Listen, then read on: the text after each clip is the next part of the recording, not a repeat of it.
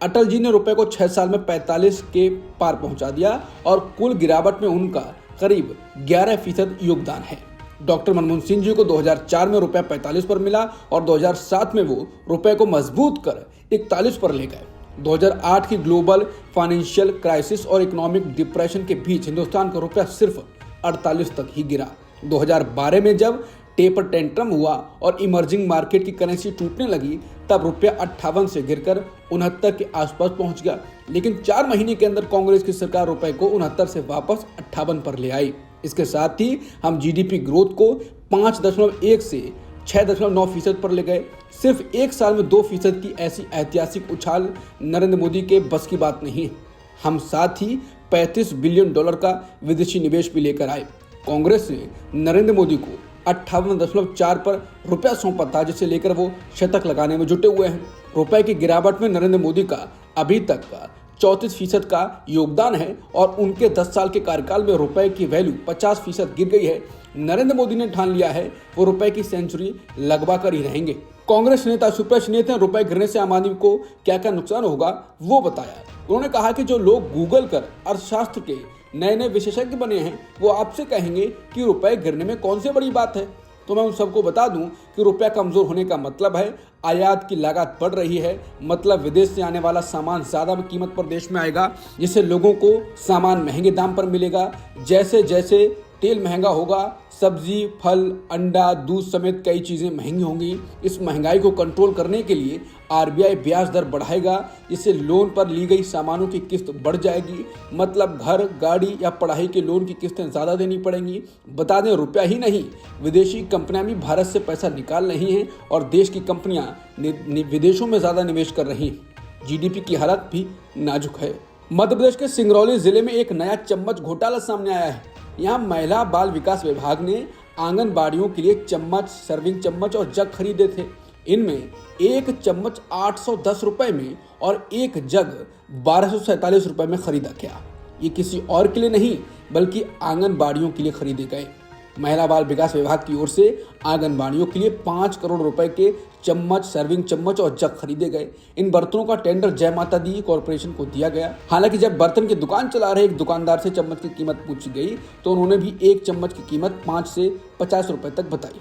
810 रुपए की चम्मच का भाव जान दुकानदार भी सख्ती में आ गए। इस मामले को लेकर जब सिंगरौली जिले के अधिकारी से बात करनी चाहिए तो महिला एवं बाल विकास अधिकारी कार्यालय में नहीं मिले और बात करने से मना कर दिया। अमेरिका के नए राष्ट्रपति बने ट्रंप अब क्या पूर्व राष्ट्रपति जो बाइडेन को जेल भी भेज सकते हैं? ट्रंप ने कहा है कि बाइडेन को अपने आप को भी माफ कर देना चाहिए था अपने परिवार के साथ, लेकिन वो ऐसा करना भूल गए और अब ट्रंप ने कहा है कि जो बाइडेन की जांच होनी चाहिए। ट्रंप ने ये नहीं बताया कि पूर्व राष्ट्रपति ने क्या अपराध किए होंगे, केवल इतना कहा है कि जैसे मैंने दोबारा चुने जाने से पहले तक कानूनी जांच का सामना किया, अब उन्हें भी करनी चाहिए। ट्रंप ने फॉक्स न्यूज से कहा कि मैं 4 साल तक नरक से गुजरा, मैंने लाखों डॉलर की कानूनी फीस खर्च की और मैं जीत गया। ट्रंप ने अपने परिवार के कई लोगों के साथ साथ राजनीतिक सहयोगियों को क्षमा देने के लिए बाइडेन को फटकार लगाई। इसके साथ ही ट्रंप ने कहा कि मजेदार बात यह है, शायद दुख की बात है कि उन्होंने खुद को माफ नहीं किया। ट्रंप की यह धमकी उनके सहयोगी के बाइडेन पर हमले के बाद आई है। इससे पहले हाउस स्पीकर माइक जॉनसन ने कहा था कि पूर्व राष्ट्रपति जो बाइडेन द्वारा अपने परिवार के लोगों को अंतिम समय में माफ किया जाना चौंकाने वाला और घृणित था। जॉनसन ने कहा कि बाइडेन परिवार अपराधी नहीं है तो माफी क्यों देनी पड़ी। उन्होंने कहा कि इस पर बहुत ध्यान दिया जाएगा और मुझे लगता है कि ये सही है। जिसके बाद लोग कह रहे हैं कि क्या ट्रंप बाइडेन को केस में फंसाने की कोशिश करेंगे, क्योंकि ट्रंप का व्यक्तित्व कुछ ऐसा ही है। अमेरिका के राष्ट्रपति ट्रंप के गैर अमेरिकी माता पिता के बच्चों को जन्म के साथ अपने आप मिलने वाली अमेरिकी नागरिकता के प्रावधान को खत्म करने वाले कार्यकारी आदेश पर कोर्ट ने रोक लगा दी है। अमेरिका के सिएटल में स्थित फेडरल कोर्ट के जज ने ये रोक अस्थायी तौर पर लगाई है। कोर्ट में अमेरिका के 4 राज्यों ने बच्चों को जन्म के साथ अपने आप मिलने वाली अमेरिकी नागरिकता के प्रावधान को खत्म करने के ट्रंप के कार्यकारी आदेश पर रोक लगाने की मांग की थी। अमेरिकी कानून विभाग के वकील ने ट्रंप के आदेश के पक्ष में दलील दी तो जज ने सवाल किया, क्या ये संवैधानिक है? बता दें, ट्रंप ने राष्ट्रपति का पदभार संभालने के बाद में उन्होंने बर्थराइट सिटीजनशिप को खत्म करने के लिए एक एग्जीक्यूटिव ऑर्डर साइन किया था। अगले महीने तक ऐसे लोगों को अमेरिका की नागरिकता छीनने का डर सता रहा था जिनके पास माँ बाप के अमेरिकन ना होने के बाद भी जन्म के आधार पर अमेरिका की नागरिकता है। हालांकि कोर्ट ने ट्रंप के आदेश को साफ तौर पर असंवैधानिक करार दिया है। ट्रंप के बर्थ राइट को रोकने के लिए जारी किए गए आदेश पर कोर्ट ने रोक लगाई, साथ ही इसे दिमाग चकरा देने वाला बताया। CNN के मुताबिक बहस के दौरान जस्टिस डिपार्टमेंट के वकील को टोकते हुए जज जॉन कफनोर ने पूछा, इस आदेश को संवैधानिक कैसे मान सकते हैं? ये दिमाग चकरा देने वाला है, ये साफ तौर पर असंवैधानिक आदेश है। जज कफनौर ने कहा वो 40 साल से भी ज्यादा समय से बेंच पर हैं, लेकिन उन्हें ऐसा कोई दूसरा मामला याद नहीं है जिसमें केस स्पष्ट रूप से इतना असंवैधानिक हो। मुझे ये समझने में परेशानी हो रही है कि कोई वकील कैसे कह सकता है कि ये आदेश संवैधानिक है। मामले की अगली सुनवाई 5 फरवरी को होगी। बता दें, ये पहली याचिका पर फैसला आया है। ऐसे 20 से ज्यादा याचिकाएं अलग अलग राज्यों की अदालतों में दायर की गई हैं। ये मुश्किल लगता है कि इस मामले में ट्रंप मनमानी कर पाएंगे। अमेरिका में 20 फरवरी से पहले बच्चे को जन्म देने की होड़ मच गई है।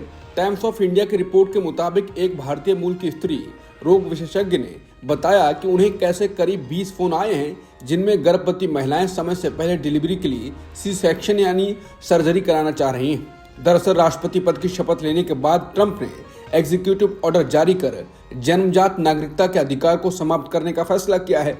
ऐसे में अवैध प्रवासियों या वीजा पर रहने वाले लोगों के उन बच्चों को नागरिकता नहीं मिल पाएगी जिनका जन्म अमेरिका में होगा। ट्रंप ने इस आदेश को लागू करने के लिए 30 दिन का समय दिया है। 19 फरवरी को ये समय सीमा पूरी हो रही है। यही वजह है कि कई गर्भवती महिलाएं 20 फरवरी से पहले बच्चा पैदा करना चाहती हैं। हालांकि अधिकतर NRIs मोदी भक्त कहे जाते हैं, वो उनकी तारीफ भी करते रहे हैं। जिसके बाद वरिष्ठ पत्रकार रोहिणी सिंह ने इस खबर पर लिखा है कि ये NRIs भारत लौटकर अमृतकाल का अनुभव क्यों नहीं करते हैं। उनके पास रहने के लिए चुनने के लिए 100 स्मार्ट सिटी, भीम और UPI हैं और महाकुंभ से 2 लाख करोड़ का राजस्व भी है। अमेरिका के राष्ट्रपति ट्रंप ने कहा कि चीन से आयात होने वाले सामान पर टैरिफ लगाने की योजना सही है। उन्होंने फॉक्स न्यूज से बातचीत में कहा कि चीन को अमेरिका से बहुत सारा पैसा मिलता है और वो उस पैसे का इस्तेमाल अपनी सेना में करते हैं। फॉक्स न्यूज को दिए इंटरव्यू में ट्रंप से सवाल किया गया कि चीन के राष्ट्रपति शी जिनपिंग के साथ उनके कैसे रिश्ते हैं। इसके जवाब में उन्होंने हाल ही में शी जिनपिंग के साथ हुई बातचीत को अच्छा और दोस्ताना बताया।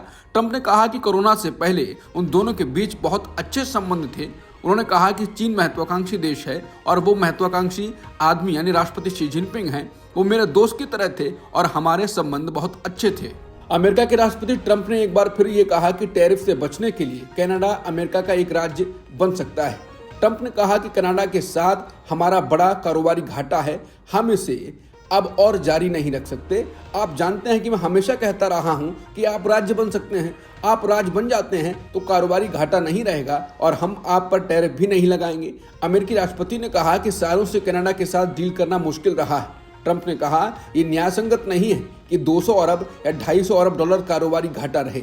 हमें हमारी कारें बनाने के लिए उनकी यानी कनाडा की जरूरत नहीं है। उन्होंने कहा कि हमें उनसे तेल और गैस की जरूरत नहीं है, ये हमारे पास किसी भी दूसरे से अधिक हैं। बता दें, ट्रंप पहले भी कह चुके हैं कि कनाडा अमेरिका का 51वां राज्य बन जाता है तो टैक्स में 60% से ज्यादा की कटौती हो सकती है। ट्रंप ने हाल ही में कहा है कि जब तक अमेरिकी सीमाओं के पार से अवैध प्रवासियों और गैर कानूनी तरीके से बनाई फेंटेनल का देश में आना बंद नहीं हो जाता है, तब तक कनाडा से आने वाले सामान पर 25% टैरिफ लगेगा। अमेरिकी राष्ट्रपति ट्रंप ने गुरुवार को कहा कि उनके दूसरे कार्यकाल के साथ अमेरिका का स्वर्णिम युग शुरू हो गया है और जल्दी पूरा विश्व अधिक शांतिपूर्ण और समृद्ध होगा। उन्होंने ये भी कहा कि वो सऊदी अरब और ओपेक से तेल की कीमतें कम करने के लिए कहेंगे और कहा कि अगर कीमतें कम होती हैं तो रूस यूक्रेन युद्ध तुरंत खत्म हो जाएगा। उन्होंने कहा कि अब यूक्रेन युद्ध समाप्त करने का समय आ गया है। उन्होंने कहा कि मैं सऊदी अरब और ओपेक से तेल की कीमत कम करने के लिए कहना जा रहा हूं, आपको इसे नीचे लाना होगा। सच कहूं तो मुझे आश्चर्य है कि उन्होंने चुनाव से पहले ऐसा नहीं किया। ट्रंप ने कहा कि उनके ऐसा न करने से मुझे थोड़ा आश्चर्य हुआ। अगर कीमत हो गई कम तो रूस यूक्रेन खत्म हो जाएगा। शिवसेना UBT के सांसद संजय राउत ने अपने बयान से महाराष्ट्र की सियासत में हलचल पैदा कर दी है। उनका कहना है कि महाराष्ट्र में अब 2 नहीं बल्कि 3 डिप्टी CM होने वाले हैं। उद्धव ठाकरे के नेता ने दावा भी किया है कि नया डिप्टी CM एकनाथ शिंदे की शिवसेना से ही कोई नेता होगा। उन्होंने कहा कि शिंदे गुट में एक नए नेतृत्व का उदय होने वाला है। संजय राउत ने कहा कि बीजेपी ने शिंदे को हटाने की योजना तैयार कर ली है। शिंदे इस बात को लेकर बार बार परेशान होते रहते हैं और इस वजह से बार बार सतारा में अपने गृहनगर चले जाते हैं। संजय राउत ने एकनाथ शिंदे पर निशाना साधते हुए कहा, ये लाचार और डरपोक लोग हैं, ये ईडी और सीबीआई के डर से भाग गए थे। मोदी शाह इनको भी नहीं छोड़ेंगे। जल्द ही महाराष्ट्र को नया डिप्टी सीएम मिलने वाला है और वो शिंदे की पार्टी से ही होगा। बस देखते रहिए क्या होता है। बता दें, चुनाव के बाद शिंदे को सीएम पद से हटाकर डिप्टी सीएम बना दिया गया। हालांकि शिंदे नाराज होते रहे, अपने गांव जाते रहे, लेकिन बात नहीं बनी। इसके बाद फडणवीस ने शिंदे की एक योजना की समीक्षा और जांच के भी आदेश दिए। इसके अलावा हाल ही में फडणवीस सरकार ने गार्जियन मिनिस्टर्स की लिस्ट जारी की थी, जिसके तहत कैबिनेट मंत्रियों को जिलों का गार्जियन मिनिस्टर बनाया गया था। एकनाथ शिंदे की शिवसेना ने अपने लिए रायगढ़ और नासिक जिले की मांग की थी, लेकिन सीएम फडणवीस ने इस मांग को नजरअंदाज कर दिया, जिससे एकनाथ शिंदे नाराज हो गए थे। और अब राउत कह रहे हैं कि शिंदे को बीजेपी हटाने जा रही है, उनके ही शिवसेना से किसी और को ऊपर उठाया जाएगा। वक्फ संशोधन बिल पर बनी संसदीय संयुक्त समिति यानी जेपीसी के अध्यक्ष और बीजेपी सांसद जगदम्बिका पाल ने कहा कि कुछ लोग अफवाह फैला रहे हैं। उन्होंने कहा कि अफवाह फैला रहे हैं कि कानून पास हो जाएगा तो उनकी मस्जिद और कब्रिस्तान चला जाएगा। जगदम्बिका पाल ने विश्वास जताया कि इस बार संसद में वक्फ संशोधन बिल पास हो जाएगा। संविधान है और संविधान के तहत बनी केंद्र की सरकार बिल लेकर आई है। बता दें, विपक्षी दल और वक्फ संशोधन बिल का विरोध करने वालों का कहना है कि सरकार विधेयक के बहाने वक्फ की संपत्तियों पर कब्जा करना चाहती है। वहीं सरकार दलील दे रही है कि विधेयक वक्फ की संपत्तियों के बेहतर इस्तेमाल के लिए है। पूर्व बाहुबली विधायक अनंत सिंह ने कोर्ट में आत्मसमर्पण कर दिया। दरअसल बीती 22 जनवरी को पटना के मोकामा प्रखंड के पचमहिला थाना के नौरंगा गांव में अनंत सिंह के लोगों और सोनू मोनू गुट में गोलीबारी हुई। ये गोलीबारी कथित तौर पर मोनू सोनू के ईंट भट्टे में काम करने वाले मुंशी मुकेश सिंह से पैसों के लेन देन को लेकर हुई।